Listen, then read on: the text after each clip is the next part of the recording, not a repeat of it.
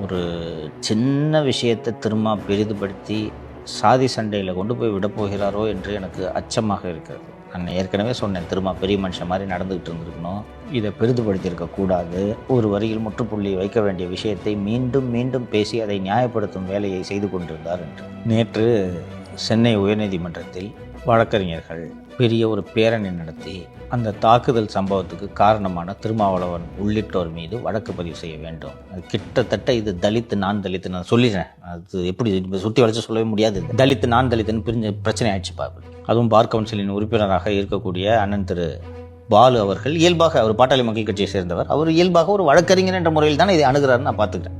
என்ன சொல்கிறாங்கன்னா, இருக்கிறதுலே இந்த பார் கவுன்சில் தான் வழக்கறிஞர்களுக்கு பாதுகாப்பு, அது உள்ளே பூந்து அடிக்கிறாங்க. இப்போ பார் கவுன்சில் புகார் கொடுக்க வேணாமா? ஒரு வழக்கறிஞர் முறையில் தான் பாலு இந்த கோரிக்கையை எழுப்புகிறார். ஆனால் இது எப்படி பார்க்கப்படும்? பாலு எந்த அமைப்பை சேர்ந்தவர்? வன்னியர்.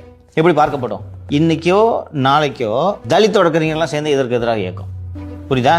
இது ஏதாவது ஒரு ஸ்டேஜில் வயலன்ஸில் போய் முடியும். சின்ன விஷயம், ஒரு தலைவன் பேசலாமா? முறைக்கிறான், முறைச்சதுக்கு தான் அடி, சரியா அடிக்கல, இன்னும் 2 சேர்த்து அடிக்கணும்டா, கையை ஆட்டி ஆட்டி பேசுகிறான், என்ன உங்கள் முன்னாடி கை கட்டக்கூடாதா? சின்ன பிரச்சனை. நீ பார்த்த வீடியோ தான் திருப்பி திருப்பி சுற்றிக்கிட்டு இருக்கு. சின்ன பிரச்சனை. இவ்வளோ பெரிய நேற்று வழக்கறிஞர்கள் இவ்வளோ பேர் சேர்ந்து ஊர்வலம் நடத்துறது தேவையா?